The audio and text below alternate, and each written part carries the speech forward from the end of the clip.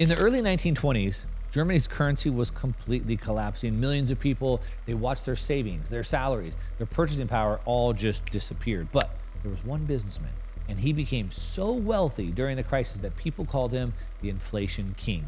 Now, his name was Hugo Stinnes. He borrowed money in German marks and used it to buy coal mines, factories, shipping companies, utilities, and other productive assets. Now, as the currency lost its value, the real burden of his debt started to collapse. But the assets that he continued to hold continued to produce goods and revenue. Now, it may sound like a strategy from another era, but the same underlying principle can still be used today. So in this video, I want to break it down. I want to show you how Stinnes turned inflation into arbitrage, why copying him could blindly destroy you if you do it wrong, and how to apply the strategy without putting your wealth at unnecessary risk.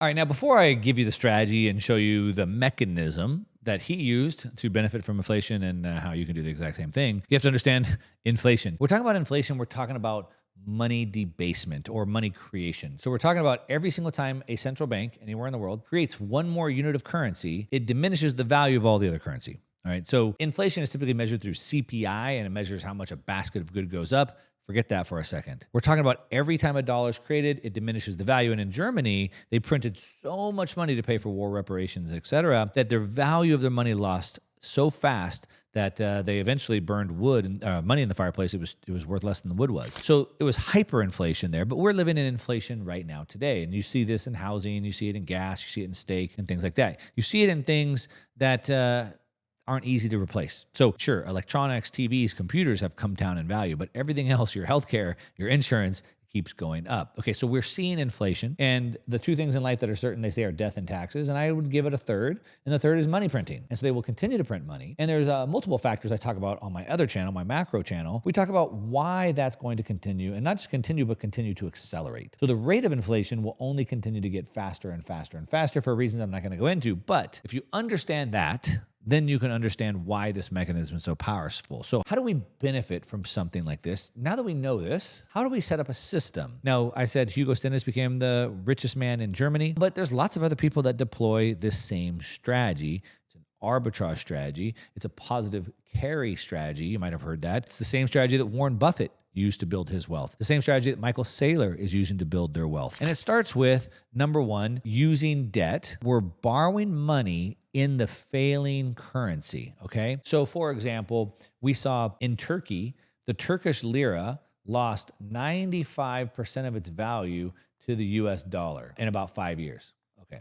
Now, if you knew that, if you had a time machine and you can go back, you could borrow in Turkish lira and then just buy the US dollar and let it do its work. All right, so that's what we're talking about. You want to borrow money in a failing currency. He borrowed in German marks. You can borrow in dollars today. So I'm borrowing money, and that may be a fixed amount that's losing value. So every year that money is worth less and less. But what I do with it is not go on vacation. I don't buy new cars. I don't go out to eat. And I don't buy liabilities. I buy assets, things that produce or things that go up in value. Now, a lot of times people hear this strategy right off the bat. They're like, wait a minute, you're talking about borrowing money and buying assets? That sounds risky. You're buying the asset. You're not using debt to go buy a depreciating asset like a car or go on vacation. You're literally buying assets. And so we're borrowing money, we're buying assets, so things that go up. So the value of the money is going down, but the value of the things I bought go up. Then the beauty is that inflation does its thing. So when prices start to go up because the currency units they are buying less and less and less, then the revenue rises with them. So what that means is if I have a rental property and it's bringing in $2,000 a month, over time I raise the rents because inflation. And over time, my rents go up, $2,000, $3,000, $4,000, but my payment over here stayed fixed. So let's say, I started at $1,500 a month and I was making a $500 spread, but over time I'm still paying $1,500 a month, but now I'm making $4,000. Inflation destroyed debt. I love that. Okay, then prices rise, my revenue rises, or my assets go up in value. And then what I can do is I can repay the same loan, but with cheaper money. So if I borrowed $250,000 to buy this property, and my payment again is, a couple $1,000s a month, in 20 years from now and 30 years from now, that money is not the same value. And so what's happening is the government has to continue to print more and more and more because the debt keeps getting higher, which means the interest on the debt keeps getting higher. They're running $2 trillion deficits, so they have to keep printing more and more and more. When they print more and more and more, they need the interest rates to come down, down, down, so they can afford the interest payments on it. So the amount of debt is going up, the interest rates come down, which causes inflation, which means asset prices go up. So they're pushing the rates down, the cost of money, which means my borrowing costs are cheaper, and they push the assets that I bought with the cheap money up at the same time, destroying my debt. It's a flywheel. It's a macroeconomic flywheel. All right, now real quick, there's a QR code on the screen right now. I'll put a link down in the description down below. But if you want to see how these strategies actually apply to your own specific situation, then my team would love to walk through your numbers with you and help you build what we call a personalized wealth operating system. So go ahead, click on the link down below or scan this QR code that's on the screen right now, and then come right back because we've still got more important parts ahead. Now, Hugo Stinnes, he did it. He became the richest guy in the world. Warren Buffett, he did it. Michael Saylor, he's doing it. But I know for a lot of people, this sounds extremely risky. So let's think about a couple of things and some rules that we could use to make it safe. Now, before I give you the 5 rules, let me just explain something real quick. Let's think about mindset. And I know you don't want to hear this part. You just want the rules. I'm going to give them to you, but think about the mindset for a second. You see,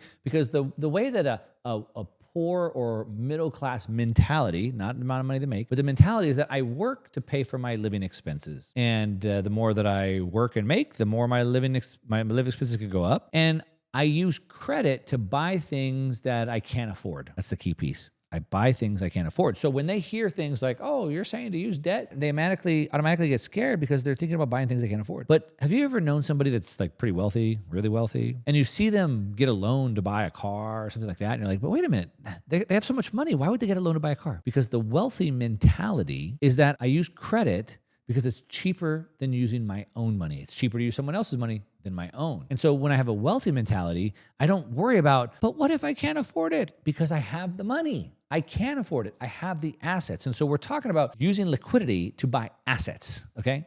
You need to put yourself in that different mindset. Now, if you have that right mindset, let's go into 5 rules that make it safe. So number 1, long-term fixed debt. Okay, fixed rate. So what does that mean? What is long-term? Well, long-term is relative, but typically I want to have the debt for longer than the cycle duration. So for example, Bitcoin has like a 4-year cycle. And so there's never been a point in Bitcoin's history that you could have bought it at any point and been down 4 years later. And so I'd want to make sure I have longer term debt than that. If I can get a 30-year fixed rate mortgage, amazing. But I wouldn't want to have debt that would be marked to market on a daily or monthly basis with a revolving or a changing credit line, because now I can't plan long term if I don't know what the interest rate's going to be and I don't know what the duration's going to be. It gives what I call duration mismatch. Number 2, I want to borrow modestly. Like, no one's saying to back up the truck here and take, crazy undue risk. You want to make sure that you're leaving room for the cycles. You want to make sure that you have room for the asset to fall in value, because no asset has ever gone up in a straight line.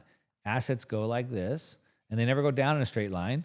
They go like this. And so we want to make sure that we make room for these cycles. So we want duration, right? And we also want to make sure that we leave room there. And then we want to make sure that the asset pays for itself. So one of the questions I hear all the time is like, but how do I make the payment? Well, you buy something that pays for itself. If I put it into a rental property, the tenants pay the debt for me. It's amazing. They're paying off the debt for me. So not you, not out of my pocket.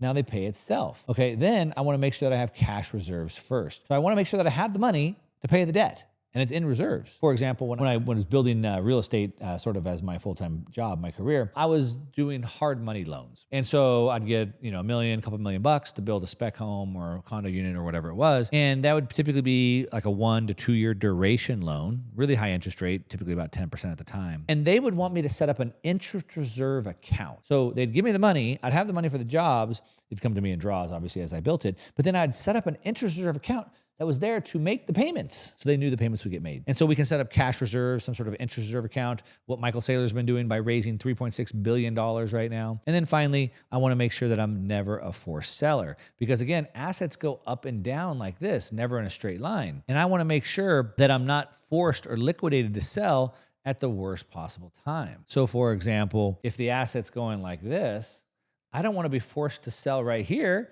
If I could just wait through, it's going to be higher later. So I never want to be a forced seller.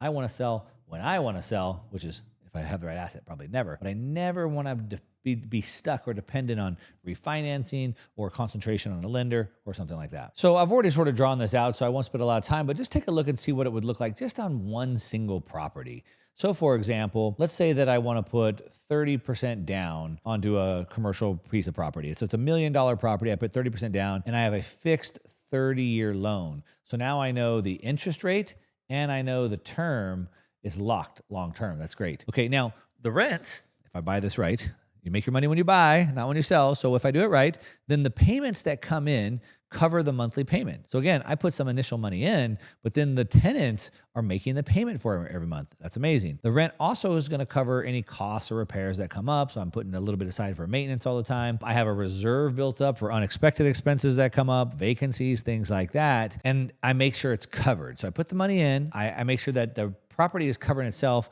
Now, there's other things that we also get like tax depreciation. That's amazing. I'm not going to get into all that, but let's just zoom out. Let's think about 10 years on. Over time, the rent keeps going up. I was charging $2,000. Now it's $3,000, right? Now it's $4,000, et cetera. But the loan stays exactly the same. So here I'm making $500, but here I'm making $1,500, right? And here I'm making $2,500. So the amount of my profit is going up every single month. I have fixed debt, rising cash flows, and time does the heavy work. Now, you can apply this to many other things. Let's just say, for example, I took on a loan, let's say an SBA loan, to buy a 7-Eleven or a dry cleaners or a laundromat to produce cash flow. Same thing, a little bit of debt. I buy the cash flowing asset. The cash flow pays for the debt, and it goes up in time. Now, this is the lesson that Hugo Stinnes understood, that when money loses purchasing power, you want to own the productive assets. When you own those, it matters way more than just holding a large cash balance. But again,